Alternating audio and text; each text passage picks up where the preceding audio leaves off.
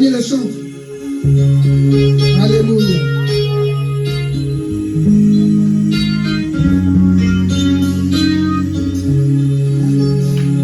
Comment te dire ce que je ressens? C'est bien fait sans trop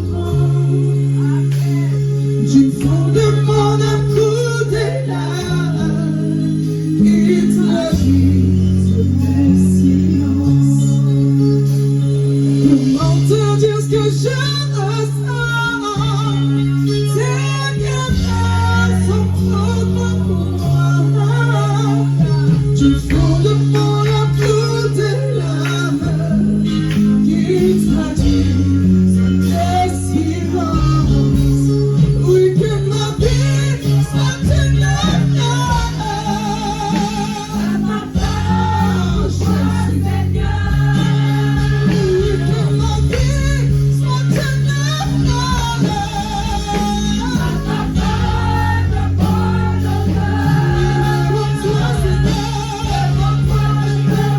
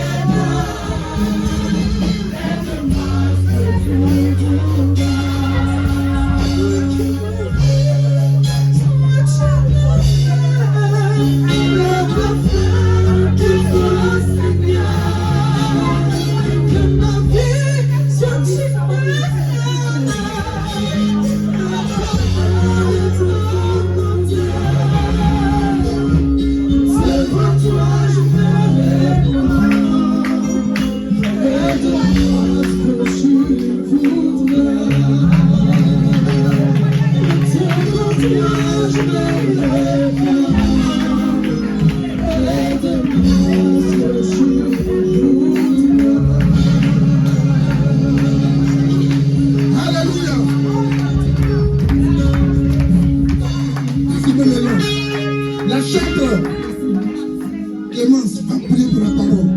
Mon frère, ma soeur, bien-aimé, dispose ton cœur. Dieu veut nous parler ce matin. Alléluia. Dieu veut nous parler.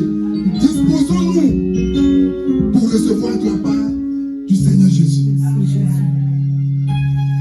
Voici les moments merveilleux, Seigneur, encore une fois de plus dans ta présence. Seigneur, nous ne sommes pas dignes, oui, Père éternel. Mais cet après-midi, tu nous as choisis dans ta présence. Par ton amour immense, tu as donné ton Fils unique, Seigneur, pour que quiconque croit, Seigneur, ait la vie éternelle.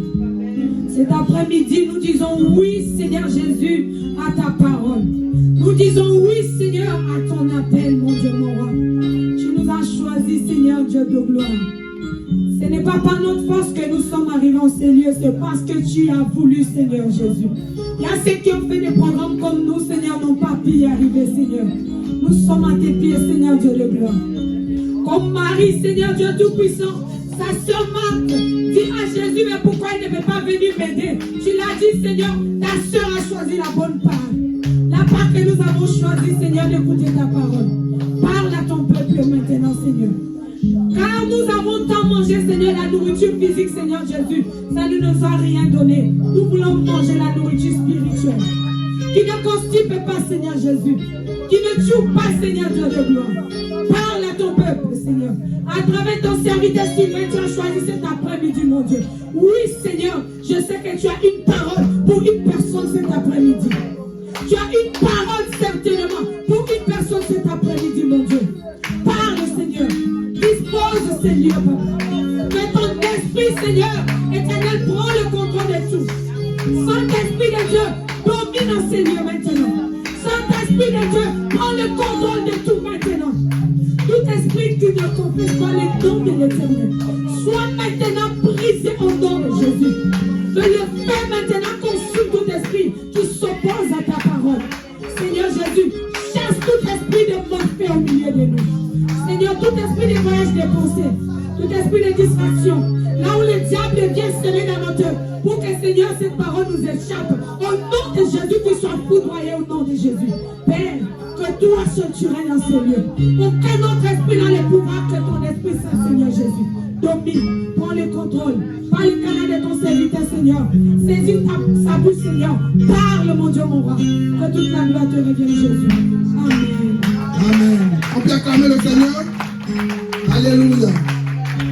Bien-aimé, cet après-midi, d'abord, je voulais remercier et dire merci à Dieu pour la vie de notre berger, notre sacrificateur, Papa Ike, qui me fait confiance cet après-midi. Comme Jérémie, je vous l'assure, je ne sais pas parler. Je suis très limité. Alléluia. Mon intelligence est limitée. Elle est très limitée. Ma sagesse, elle est très limitée. Ma façon même de m'exprimer, je suis très limité. Mais c'est le Seigneur qui parlera cet après-midi. Alléluia. Papa reste béni. Maman restez béni. Alléluia. Bien-aimé, je vais poser une question.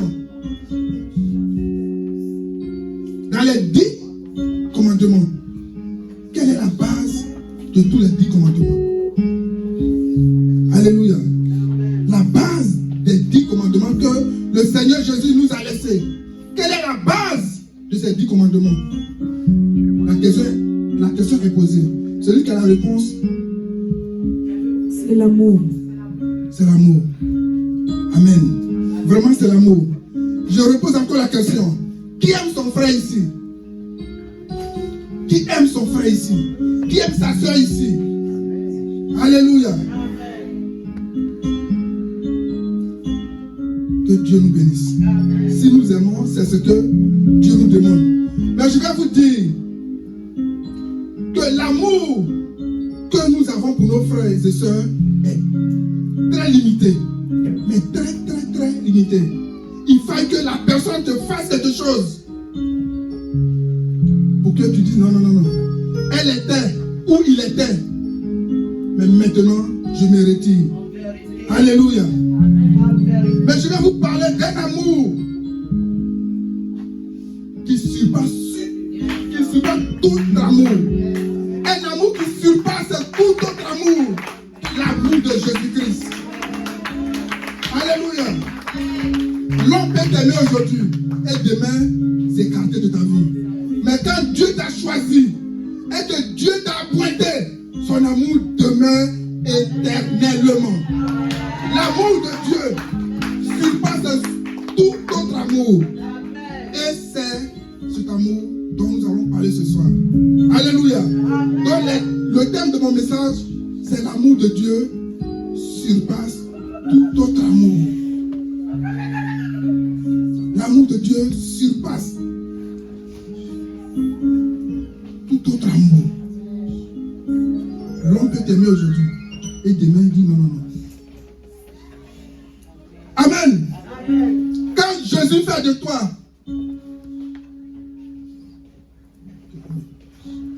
asseyez-vous.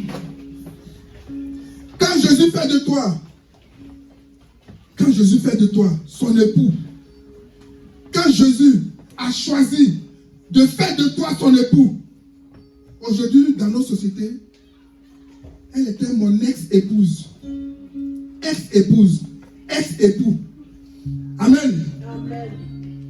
Mais si Jésus a décidé de faire de toi son épouse, tu le resteras jusqu'à l'éternité. Amen. Et cet amour envers toi ne va jamais vaciller. Alléluia. Amen. Bien-aimé, si tu as pour le Seigneur Jésus-Christ l'époux fidèle, sache que tu es dans le bon chemin. Sache que tu es sur la voie qui te dirige vers l'éternité. Car son amour n'est suivi d'aucun chagrin. Amen. Amen. Quand Jésus t'aime, il t'aime mais d'un amour profond. Et il ne fait exception de personne. Président Desi, mon président, tu vas prendre le livre de Luc. Luc 15.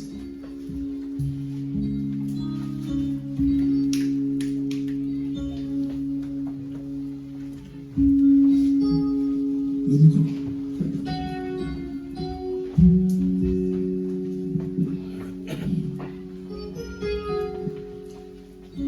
La personne qui a son portable, éteignez vos portables. La Bible dit, quand Dieu parle, c'est le silence total. Même on attend le bruit de la mouche qui passe. Parce que c'est Dieu qui parle. Alléluia.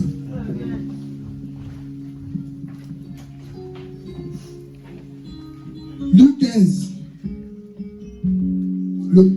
Tout le verset. Je lis la parole au nom de Jésus. Luc chapitre 15. Tous les collecteurs d'impôts et les pécheurs s'approchaient de Jésus pour l'écouter. Mais les pharisiens et les spécialistes de la loi murmuraient disant, cet homme accueille des pécheurs et mange avec eux. Alors il leur dit cette parabole. Si l'un de vous a 100 brebis et qu'il n'en perde une, ne laissera-t-il pas les 99 autres brebis autres dans le désert pour aller à la recherche de celle qui est perdue jusqu'à ce qu'il la retrouve? Lorsqu'il l'a retrouvée, il la met avec joie sur ses épaules et de retour à la maison, il appelle ses amis et ses voisins et leur dit, réjouissez-vous avec moi, car j'ai trouvé ma brebis qui était perdue. Au verset 7.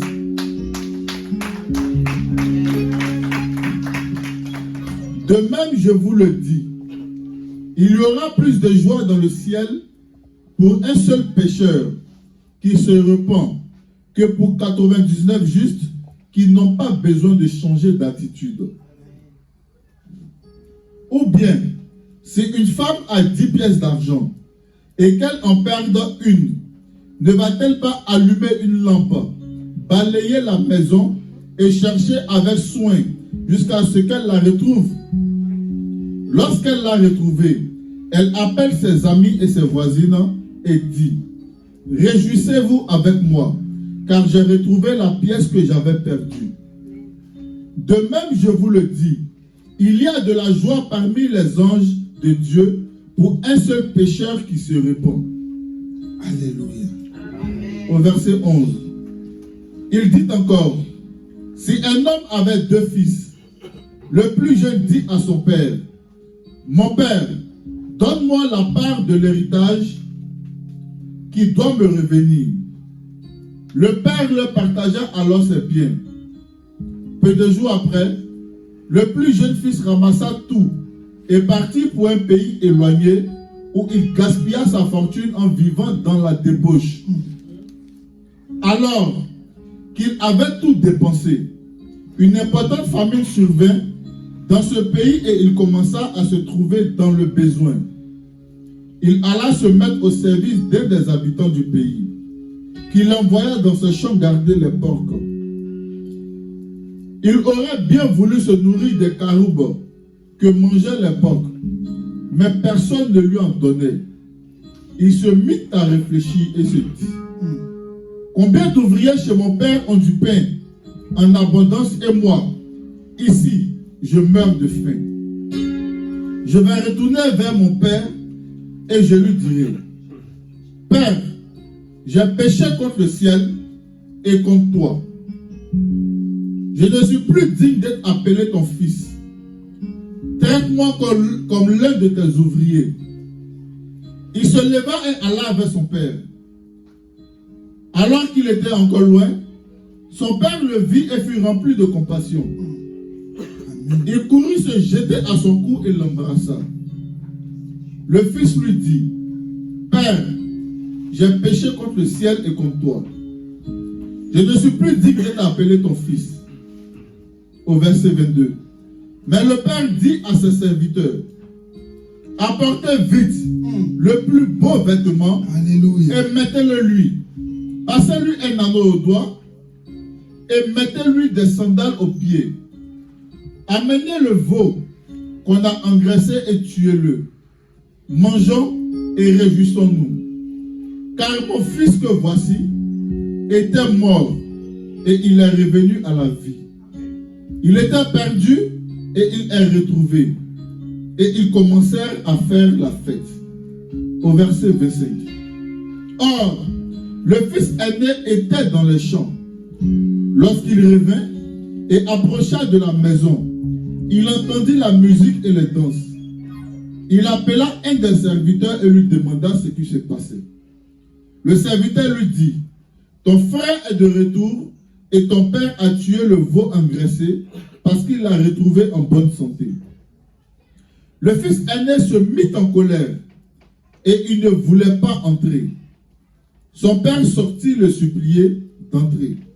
Mais il répondit à son père, voilà tant d'années que je suis à ton service, sans jamais désobéir à tes ordres. Et jamais tu ne m'as donné un chevreau pour que je fasse la fête avec mes amis. Au verset 30. Mais quand ton fils est arrivé, c'est lui qui a mangé tes biens avec des prostituées. Pour lui, tu as tué le veau engraissé. Au verset 31. Mon enfant, lui dit le père, tu es toujours avec moi et tout ce que j'ai est à toi. Mais il fallait bien le faire. Il fallait bien faire la fête et nous réjouir. Parce que ton frère, que voici, était mort. Alléluia. Et il est revenu à la vie. Il était perdu et il est retrouvé. Amen. Amen. On peut acclamer la parole du Seigneur. Alléluia. Bien-aimé, voici l'amour dont Jésus veut nous parler cet après-midi. L'amour qui est très loin de l'amour des humains que nous sommes. Dans ce texte, il y a 3 paraboles. Parce que quand les publicains, ils se sont retrouvés, Jésus, certainement, il prêchait. Mais ils ont vu ça en mal. Pourquoi? Parce que Jésus dit, il est Dieu. Et moi, je considère que Jésus est réellement Dieu. Mais pour eux, c'était trop fort. Ils ne pouvaient pas penser que quelqu'un qui se prend pour Dieu, alléluia, aille manger et même s'asseoir et boire avec les gens de mauvaise vie. Pour eux, c'était imaginable. C'était trop fort pour eux. Et entre eux, ils ont commencé à murmurer. Mais Jésus qui est Dieu savait ce qui se tramait dans leur cœur. Et il va leur donner 3 paraboles. Amen. Parce que pour les publicains et pour les scribes, manger avec quelqu'un de mauvaise vie à leur époque, c'était quelque chose, c'était vraiment de l'abomination. Mais ce qu'ils ont oublié, Christ n'était pas là pour condamner. Christ était là pour ramener les pécheurs à la vie, à la droiture, sur le bon chemin. Et voici qu'il va leur donner 3 proverbes. Alléluia. 3 paraboles plutôt. Mais bien aimé, ici, Jésus nous fait comprendre par ces 3 paraboles. Mais c'est le 3e parabole qui va nous intéresser le plus. Le 3e parabole. Et nous allons comprendre tout à l'heure ce que la Bible veut nous dire de ce 3e parabole.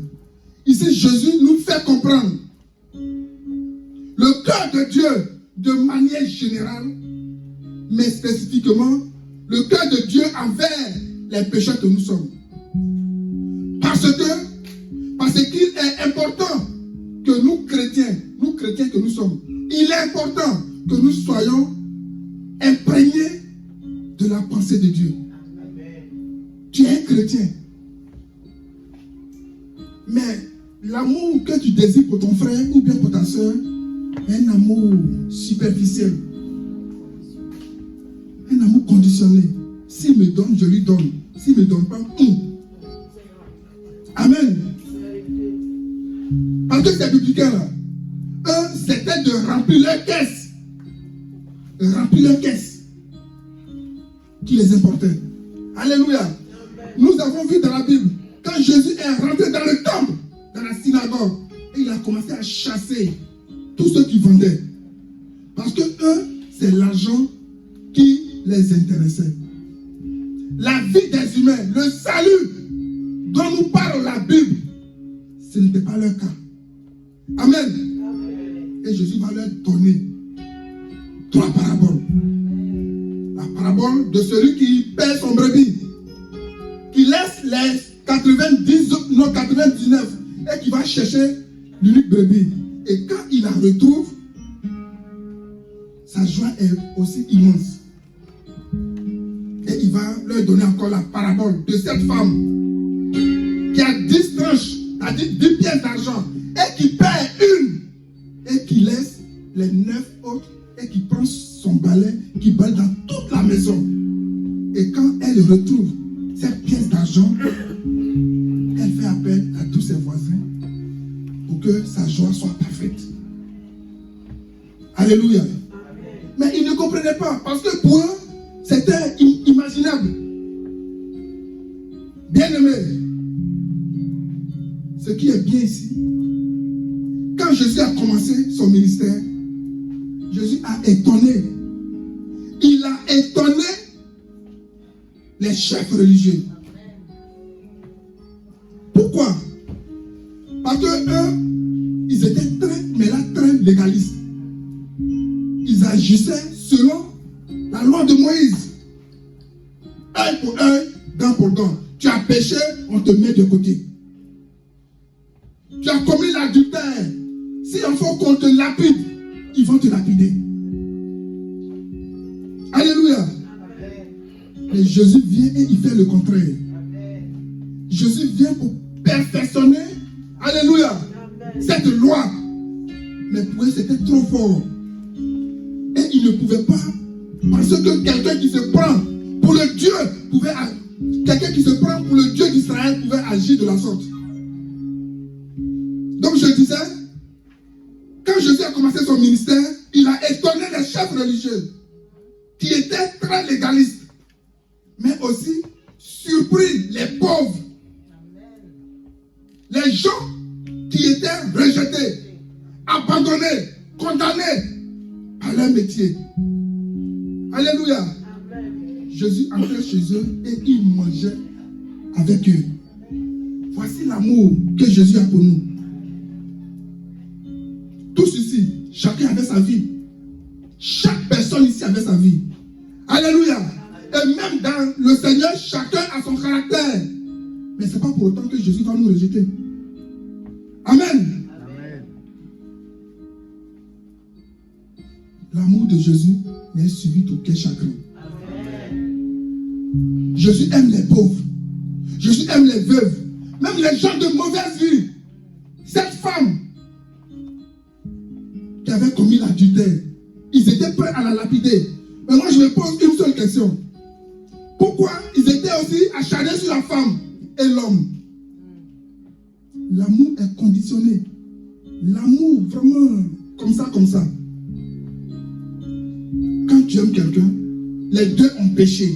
Mais si vous voulez les condamner, mais condamnez-les.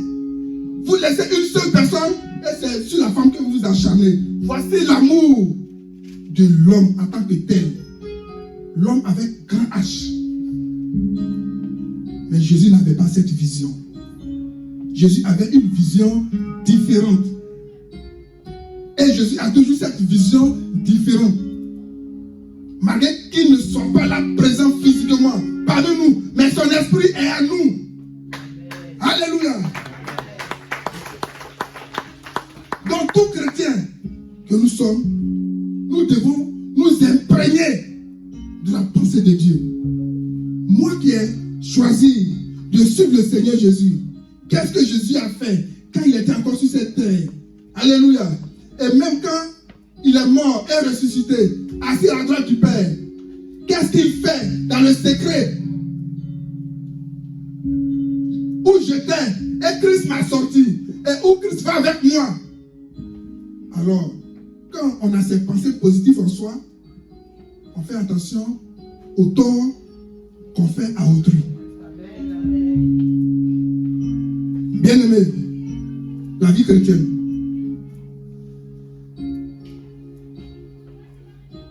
D'autres disent, elle est difficile. Mais elle n'est pas difficile, c'est vrai. Mais Christ n'a jamais dit que la vie chrétienne allait être aussi facile. Mais quand tu la prends de bon côté, alléluia, elle te réussit. Tu es chrétienne, mais tu es méchant. Mais tu as une méchanceté en toi qui ne dit pas son nom. Alléluia. Ce soir, Christ t'appelle à changer de position. Il est venu pour toi. Il est venu pour nous. Pour nous qui l'avons accepté, bien sûr. Mais imaginons un peu ce bandit qui avait tué un bandit de grand chemin. Il a fallu quelques secondes seulement pour qu'il périsse en enfer. Mais dès qu'il a reconnu son tort, et il a fait du Seigneur Jésus son Seigneur et Sauveur, toutes ces années de péché, que Jésus lui a dit automatiquement, je vais et j'entre en toi, j'entre avec toi dans le paradis. Donc l'amour de Jésus envers nous n'est pas conditionné. Mais la parabole de l'enfant perdu.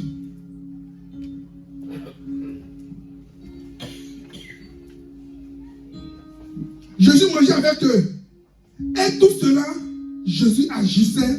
Mais ce qui était bien est que Jésus ne regardait pas ce que les pharisiens, les scribes, tous ces prêtres faisaient. Mais Jésus agissait selon ce que Dieu voulait. Quand Jésus entrait avec eux et il mangeait avec eux, Jésus agissait selon le cœur du Père Céleste et non selon les traditions religieuses.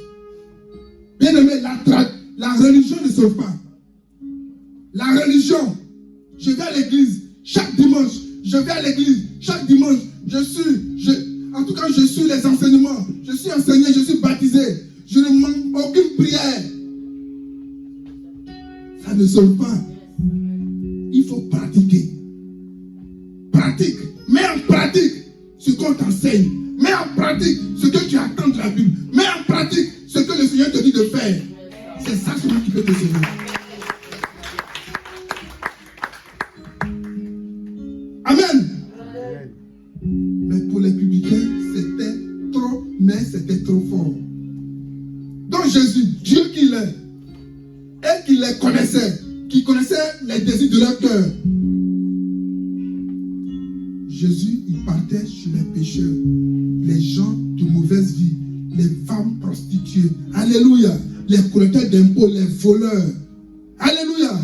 Zachée, le cas de Zachée est là. Zachée qui était un collecteur d'impôts, un voleur de grand caractère. Mais Christ est rentré chez lui et il a soupé avec lui. Alléluia. Marie de Magdala, qui était rejetée, mais Christ était venu pour elle. Amen. Les lépreux, la lèpre, une maladie honteuse. Et quand tu avais la lèpre, on t'excipait du village et on te met quelque part là-bas. Mais Jésus était venu pour les lépreux. Jésus a guéri les lépreux. Ils étaient rejetés par la société. C'était leur loi, ils étaient très légalistes. Mais Jésus n'a pas regardé à ça. Parce qu'il était venu pour ceux-là. Bien-aimé, je te dis, cet après-midi, quel que soit ce que tu trames comme péché, sache que Dieu est à tes côtés. Amen. Dieu est à tes côtés. Jésus n'est pas venu pour te condamner. Jésus est venu pour te sauver. Saisis-toi de cette parole pour ton propre bien et pour notre propre bien. Les religieux, ils étaient dans leur monde à eux, mais Jésus faisait ce qui était bien de la part de son Père céleste. Bien-aimé, la vraie vie chrétienne, c'est de vivre et agir selon Dieu. À savoir si je me fais comprendre. La vraie vie chrétienne, c'est de vivre cette vie et d'agir selon le cœur de Dieu. Amen. Tu ne peux pas être chrétien et haïr ton frère. Si ton frère a péché, mais va vers ton frère. Parle avec lui. Si ta soeur a péché, va vers elle et cause avec elle. En t'appuyant, mais surtout sur la parole biblique. Amen. Mais toi, le chrétien que tu es, non seulement tu vas la rejeter, mais c'est toi qui vas aller divulguer l'esprit qui l'anime. Parce que, sachant que en face d'une situation, il y a toujours un esprit. Que de prier avec ton frère, avec ta soeur, tu es prêt à aller dehors et parler mal de ton frère chrétien. Le dimanche, quand vous voyez à l'église, ma soeur, soit bénie, vous vous embrassez. Un amour conditionné sur les lèvres. Quand tu aimes ton frère ou quand tu aimes ta soeur, et que ce dernier ou cette dernière a péché, va vers elle, va vers cette personne. Tu t'assois avec la personne. J'attends ceci, j'attends cela. Est-ce vrai? Si la personne est vraiment véridique, elle te dira oui, frère. Ok. Voici ce que la Bible nous dit. Nous allons nous serrer les coudes. Priez pour que Dieu nous vienne en aide. Voici l'amour dont parle la Bible. Mais nous les chrétiens, nous sommes prêts à agir de façon désintéressée. Mon frère a péché, oh c'est son problème. C'est un grand garçon, c'est une grande dame. Elle sait ce qu'elle fait, il sait ce qu'il fait. Et tu vas te mélanger au monde pour bien presser ta soeur ou ton frère dans les critiques, dans les calomnies. Et tu es content, tu es contente. Parce que selon toi, tu es en train d'accomplir une œuvre, selon toi. Mais je t'assure que cette œuvre, elle est démoniaque. C'est une œuvre satanique. Alléluia. C'est une œuvre. Si tu étais dans ça, c'est une œuvre qui te tire vers le bas. Amen. C'est même publicain. Une dame qui était courbée. Pendant des années, elle était là, elle venait à l'église. En fait, c'est l'argent qui les intéressait. Elle vient, elle donne ce qu'elle pouvait donner. Elle vient à l'église comme toute autre personne. Mais il n'était pas capable d'imposer la main à cette vieille dame. Il a fallu que le Seigneur Jésus, qui est venu pour les malades, alléluia, qui est venu pour les malades, vienne ce jour-là, dans ce temple, dans cette synagogue, qui a imposé la main à cette dame. Et elle s'est redressée. Mais c'était scandaleux. Mais pourquoi Jésus a fait ça? Mais Jésus a fait ça là-haut. Où est le mal qu'il a fait? Pour quelqu'un qui est malade, et qu'on guérit. Ils ont leur chose à dire. Non, on ne guérit pas le jour du sabbat. Mais Jésus même est le maître du sabbat. Donc il guérit quand il veut, lorsqu'il veut. Alléluia. Il est Dieu. Ces publicains-là, ils n'avaient rien compris. L'amour de Jésus surpasse tout autre amour. Les scribes, les pharisiens. Papa nous enseigne ici, et papa le dit à chaque fois. Les scribes, ils connaissent les Écritures, ils savent, mais ils l'utilisent à leur guise. Alléluia.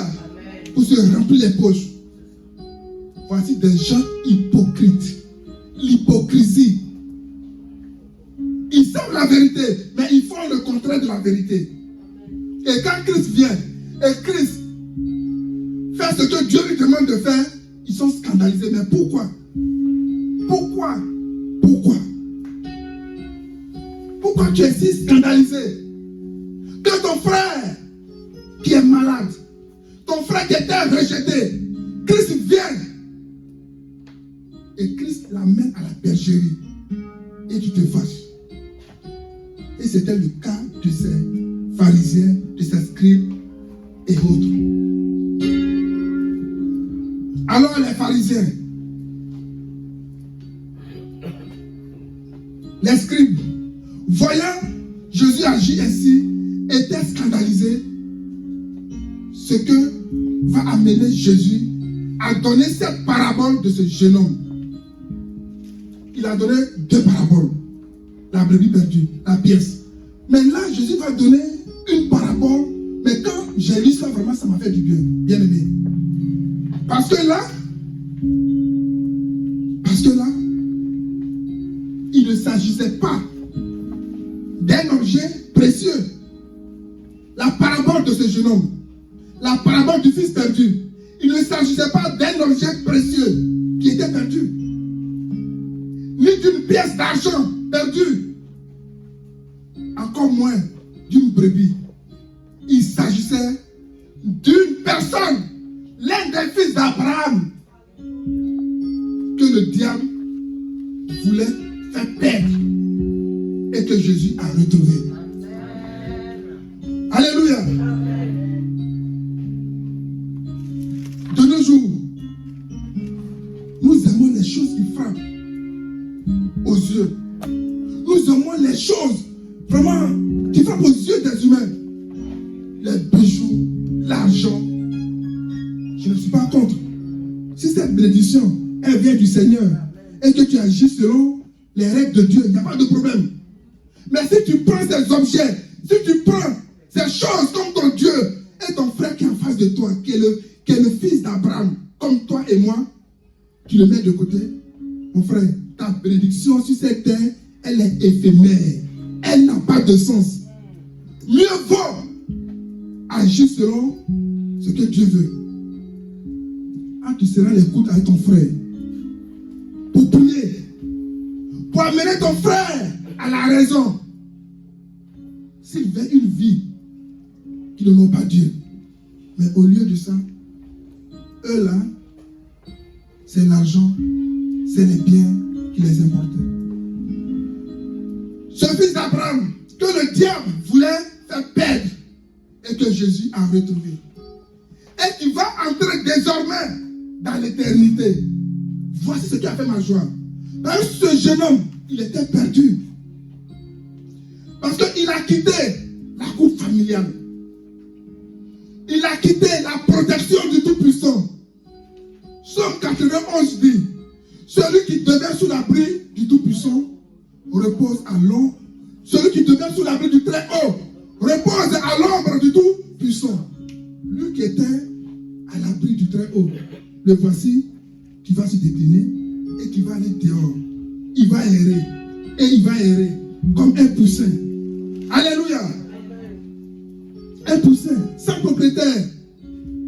À n'importe quel moment, le loup ou l'aigle peuvent venir prendre. Ce jeune homme, il n'était plus sous la protection du Tout-Puissant. Mais Jésus dans son amour. Jésus dans son amour. Lointain, dans un pays lointain où ce jeune homme est parti. La gloire de Dieu va aller jusqu'à le toucher là-bas. Alléluia. La puissance de Dieu, l'amour de Dieu va aller toucher ce jeune homme. Lui, dans la maison de son père, qui avait des serviteurs à sa guise. Quand il dit ceci, ils obéissent. Quand il dit cela, ils obéissent. Lui là, il va se retrouver dans une galère, dans des difficultés. Parce que c'est le plan du diable. C'était le plan de l'ennemi. Jésus dit qu'il est venu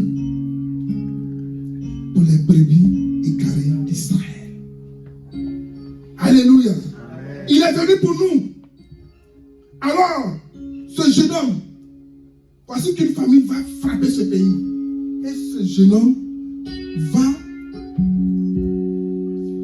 il va passer, il va dire, attends, moi, dans la maison de mon père, moi qui avais tout à ma disposition, mais pourquoi cette vie? Eh bien aimé, ça ne venait pas de ce jeune homme. Jésus voulait sauver ce jeune homme. Jésus voulait le sauver parce qu'il était sur la voie de la perdition. L'Esprit de Dieu va entrer en lui. Et il va entrer en lui-même et il va dire, mais tiens, j'irai vers mon Père. Alléluia. Amen. Et je lui dirai, Père, j'ai péché contre le ciel et j'ai péché contre toi. Amen. Amen. Il a mis l'argent de côté.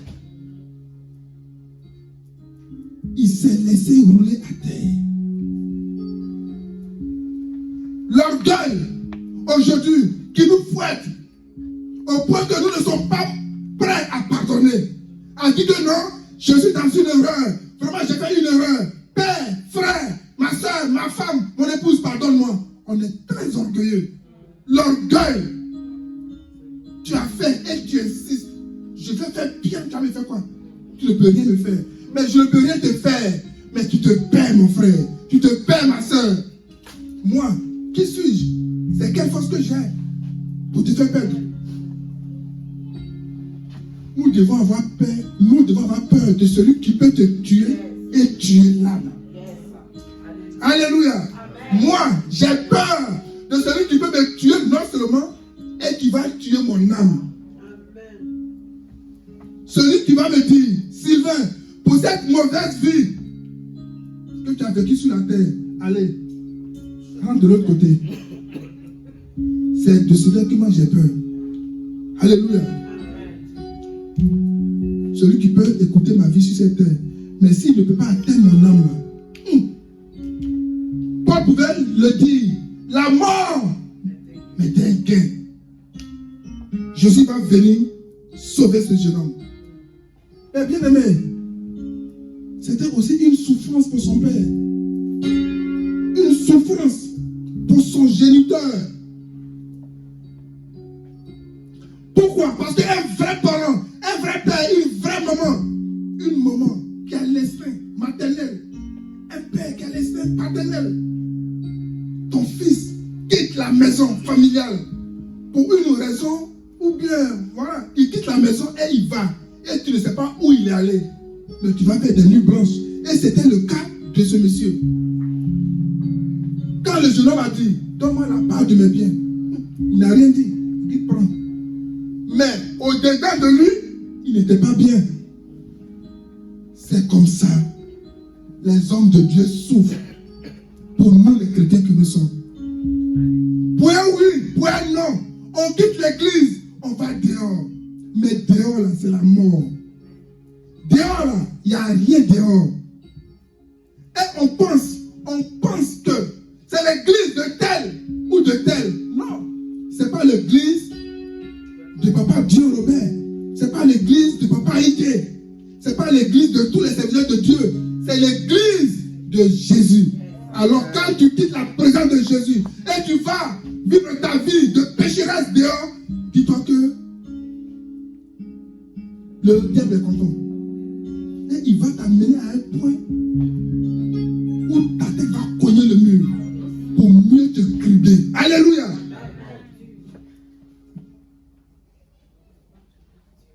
Voici le jeune homme qui dit, je vais vers mon père. Mais le père, soucieux de l'état de son fils, parce qu'il se posait la question, est-ce que mon fils a mangé aujourd'hui? Où il a dormi? Où il a passé la nuit? Tas de questions. Même si la Bible ne dit pas tout. Mais ce monsieur, ce père, il intercédait dans le secret pour qu'un jour son fils lui revienne. Alléluia. Il intercédait pour que son fils lui revienne. Parce que c'est une partie de lui qui était dehors. Il ne pouvait pas l'accepter. Mais il ne le faisait pas par la force. Il était étonné comme tout le monde. Mais il priait. Bien aimé, quand nous quittons la présence de Dieu et que nous allons dans le monde pour vivre la vie du monde, comme le monde nous présente cette vie, bien aimé, ne nous étonnons pas que les choses sont bloquées pour nous. Mais ce jeune homme, Dieu lui a fait grâce. Dieu lui a fait grâce. Ce que je vais dire ce soir, quand tu vas dehors, il faut avoir cette chance que le Seigneur te fasse grâce. Parce que si le Seigneur ne te fait pas grâce, bien aimé, tu as connu la vérité, tu es allé dans le monde et ta sentence, elle sera grande. C'est ce que dit la Bible. Voici le jeune homme qui vient. Avec toute humilité, quand c'est pas lui qui a couru vers son père, quand on lit la Bible, mais le père a couru vers son papa, vers son fils, et il l'a embrassé. Il était heureux. Voici ce que le fils va dire. Père, j'ai péché contre toi et contre le ciel. Mais traite-moi, ne me traite plus comme ton enfant. Traite-moi comme l'un de tes mercenaires. Traite-moi comme l'un de tes serviteurs. L'humilité. Parce qu'il sait qu'il a fait mal à son papa. Et il demande à son papa maintenant, traite-moi comme l'un de tes mercenaires. C'est des paroles qui touchent. Quand tu as ton fils qui te blesse, ou ta fille qui te blesse, et qui vient vers toi, et qui te demande pardon. Papa, vraiment, je t'ai fait mal. Pardonne-moi. Je vous assure, même si tu étais fâché, comment. Mais ces petites paroles-là, elles t'abaissent. Et c'est ce que le papa a fait. Qu'est-ce qu'il a fait? Il dit, ôtez-le, ce manteau-là. Alléluia. Mettez-le un manteau neuf. Le manteau de la mort que mon fils a sur lui. Ôtez ce manteau-là. Et revêtez-le du manteau de la vie. Amen. Amen.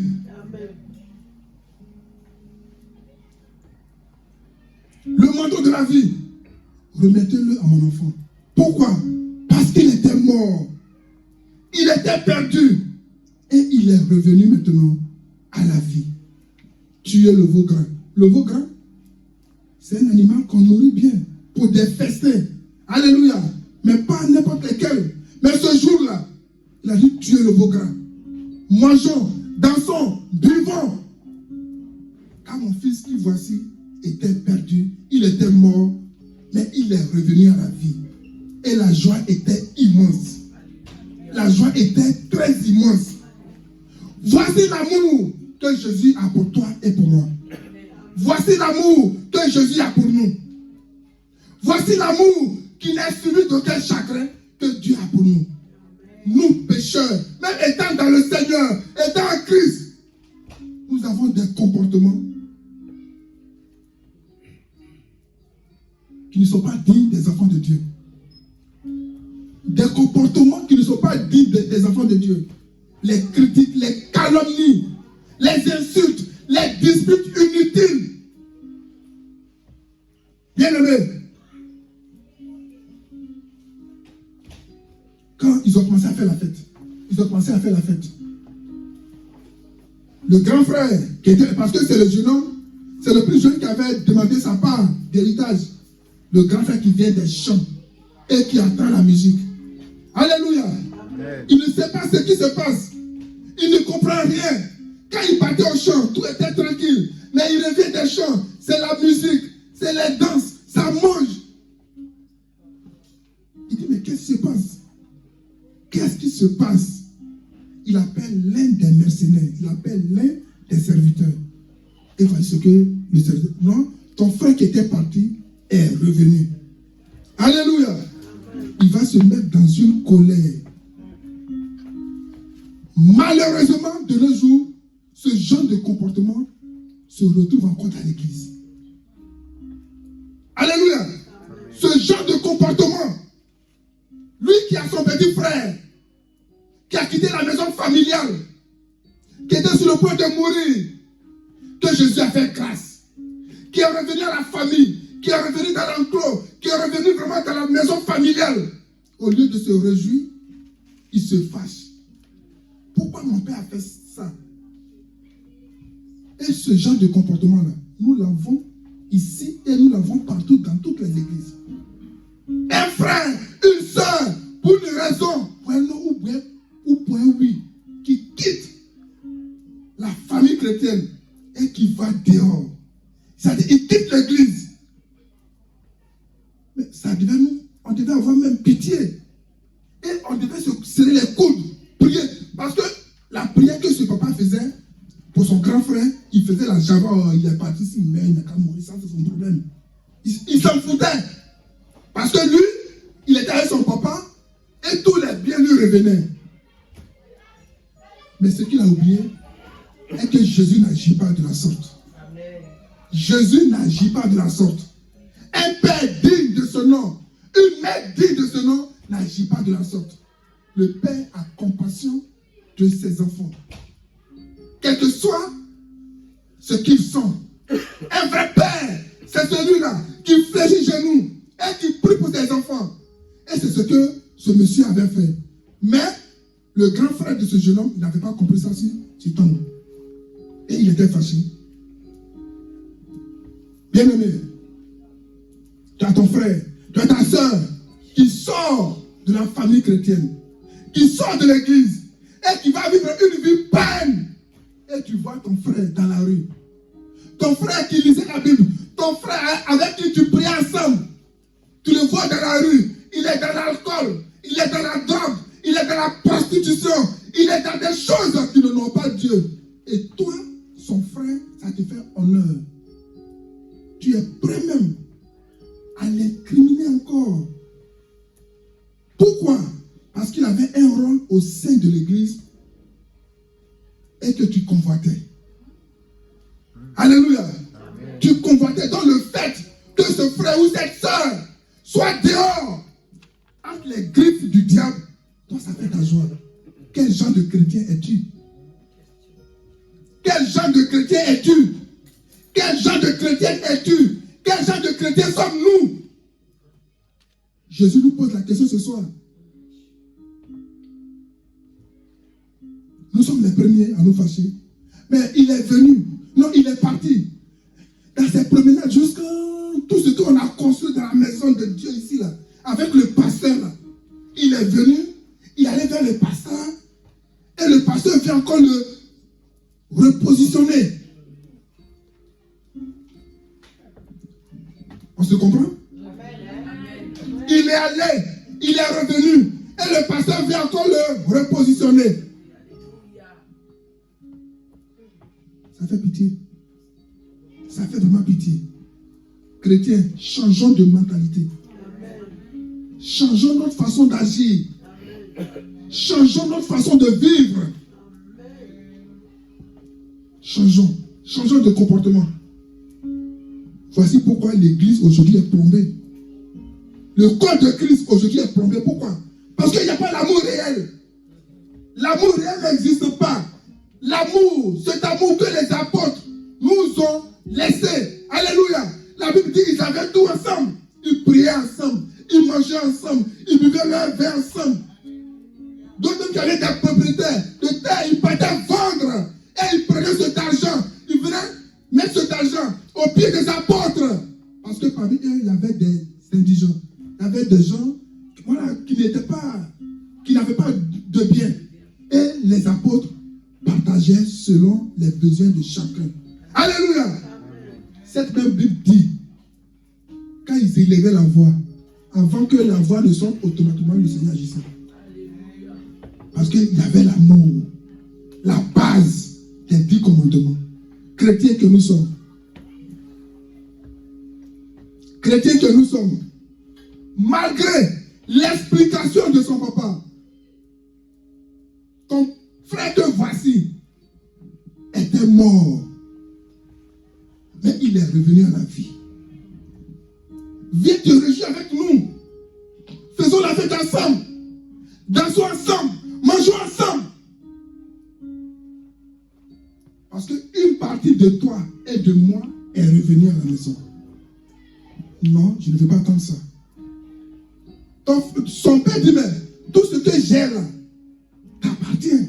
Mais ton frère, il est mort. Il est revenu à la vie. Cela ne t'intéresse pas? Non. Voici quelqu'un qui aspirait au bien matériel. La vie de son frère ne lui disait absolument rien. Qu'il meurt ou pas, il est parti. Jésus n'a pas cette même vision que nous avons aujourd'hui.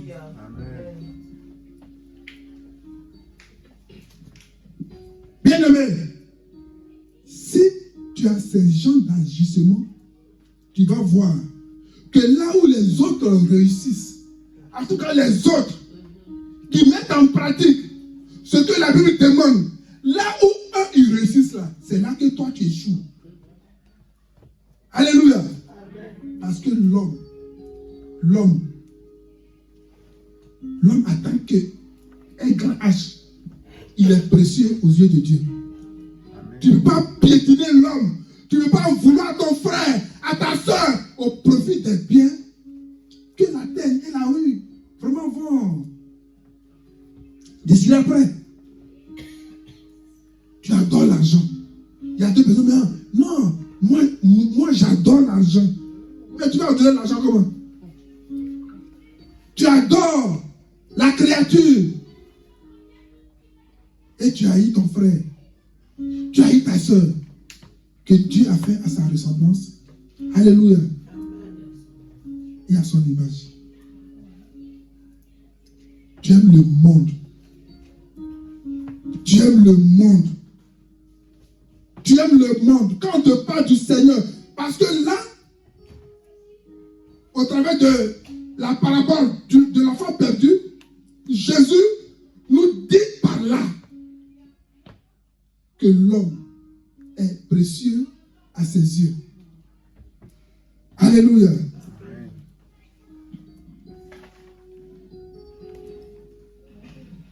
Nous chrétiens devons comprendre que voici la chose la plus importante. Nous chrétiens devons comprendre ce que Jésus considère et qui est essentiel, ce que Jésus considère et qui est maintenant très essentiel devant ses yeux, c'est le salut des âmes. Amen. C'est le salut des âmes. Et tant que le chrétien n'a pas compris ça, tant que le chrétien d'aujourd'hui ne comprend pas comme ça, c'est vraiment difficile. Ce que Jésus considère, l'élément la plus essentiel, c'est le salut des âmes. Jésus venait de sauver une âme qui était perdue. Jésus venait d'arracher des griffes de l'ennemi, une âme que le diable voulait vraiment faire perdre. Mais son frère à la maison, il voyait la chose autrement. Bien aimé, Changeons de mentalité. Changeons de façon de vivre. Changeons de mentalité.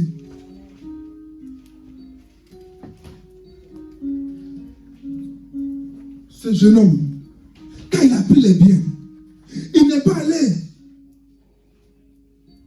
Il n'est pas allé dans le quartier d'à côté.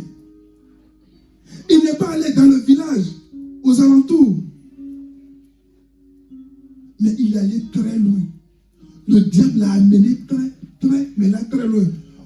Au point où son papa n'avait même pas, alléluia, ses contacts. Si c'était de nos jours, vous allez voir que, nous allons voir que même il avait couplé avec son papa. Il avait enlevé la puce, il avait pris une autre puce. Il allait très loin. Au point où son papa n'avait même pas ses contacts. Mais l'Esprit de Dieu va le ramener à la maison. La présence, la puissance de Dieu va l'amener à la maison. L'amour de Dieu va le ramener à la famille. Alléluia. Réjouissons-nous, mes frères, réjouissons-nous, mes sœurs, réjouissons-nous avec nos frères et sœurs qui, pour une raison ou une autre, quittent la maison de Dieu, qui vont dehors, et que Dieu fait grâce et qu'ils reviennent à la bergerie. Moi, pour moi personnellement, ça devait être un grand festin. Qu'est-ce que la Bible dit? Une seule âme qui est convertie sur cette terre. Là-haut, c'est le festin, c'est la fête. Alléluia. Amen. Un jeune homme qui ne savait pas ce qu'il faisait. On a tous des adolescents ici. Hein. Nous sommes tous des parents ici. Quel est ce père? Quelle est cette mère qui peut accepter que son enfant, pour une raison ou bien une autre, quitte la maison, va dehors et qui n'a même pas les nouvelles de son fils ou de sa fille? Et qu'un beau jour, ce même jeune homme ou bien cette jeune fille revienne à la maison. Ça serait une grande fête, une grande joie. Ça a été le cas de ce jeune homme. C'est par là que nous avons fini parce que le temps est parti. Bien aimé, si on est vraiment chrétien, raison pour laquelle quand j'allais commencer ce message, j'ai posé la question: quelle est la base des 10 commandements? Et vous avez si bien répondu, c'est l'amour. L'amour. Mais que cet amour soit réel.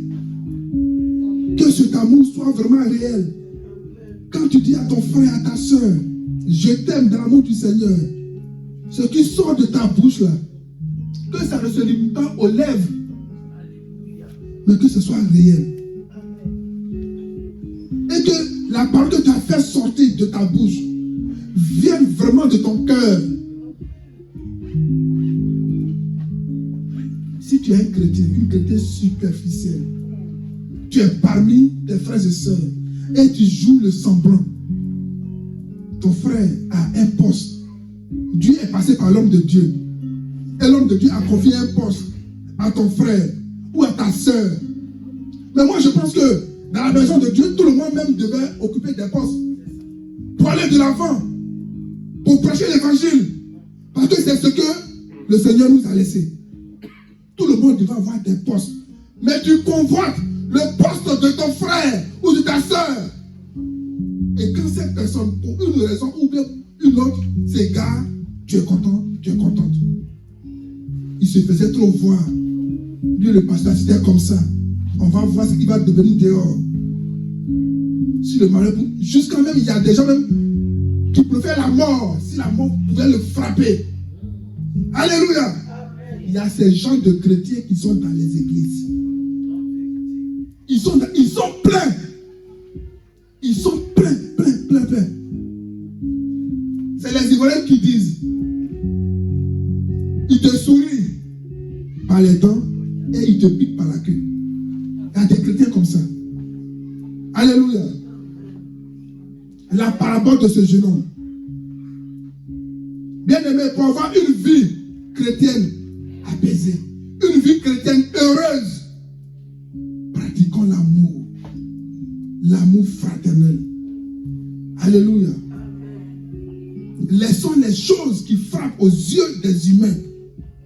Aujourd'hui, on peut passer par tous les moyens pour avoir de l'argent. Surtout dans ce monde actuel.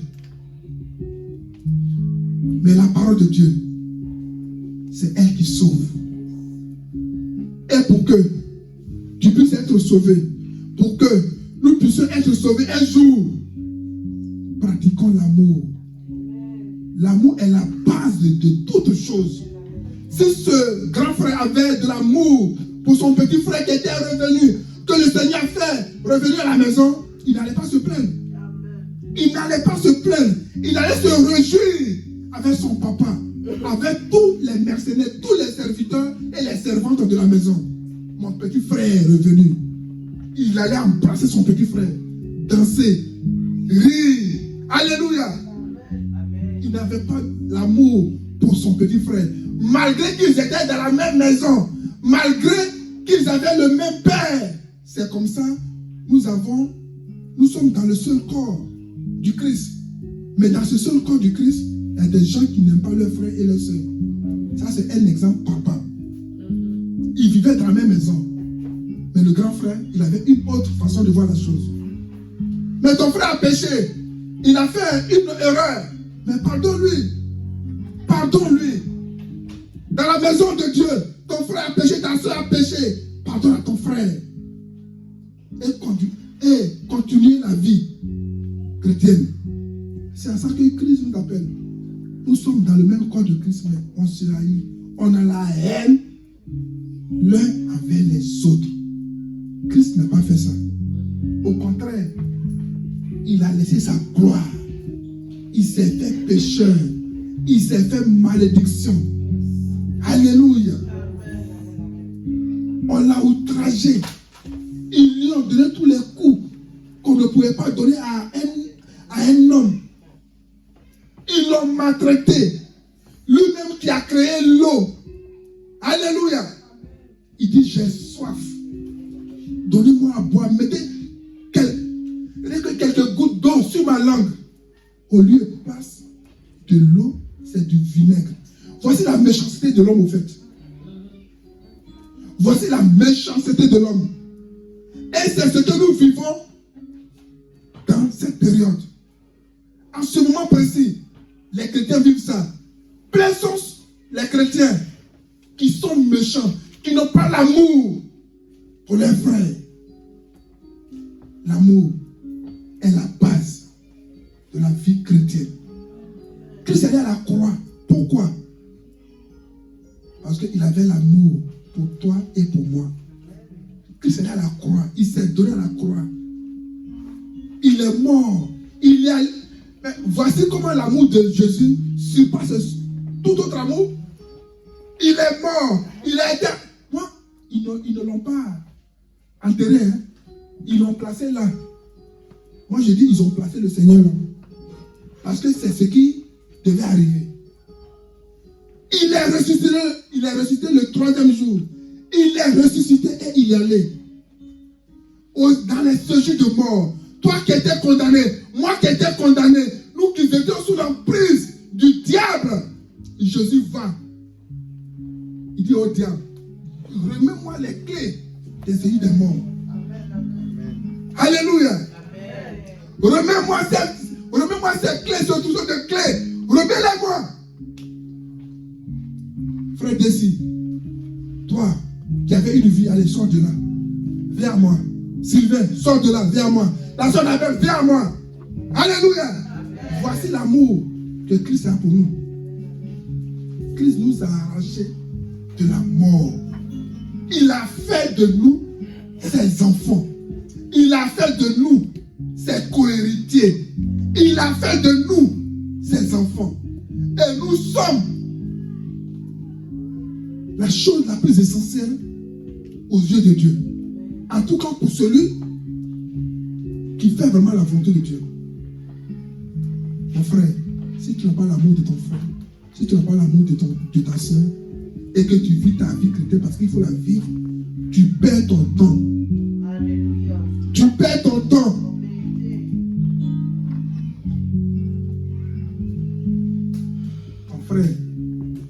ton frère est perdu. Parce que là, il était mort, ce jeune homme. Il était mort. Le diable l'avait envoyé très loin pour le tuer. Mais Christ l'a mené à la vie. Christ l'a mené à la maison.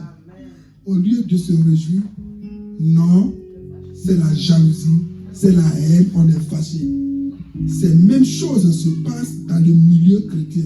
Si tu es dans cette position, tu vas te lever, tu vas prier pour que Dieu puisse te venir en aide. Que Dieu nous bénisse. Amen.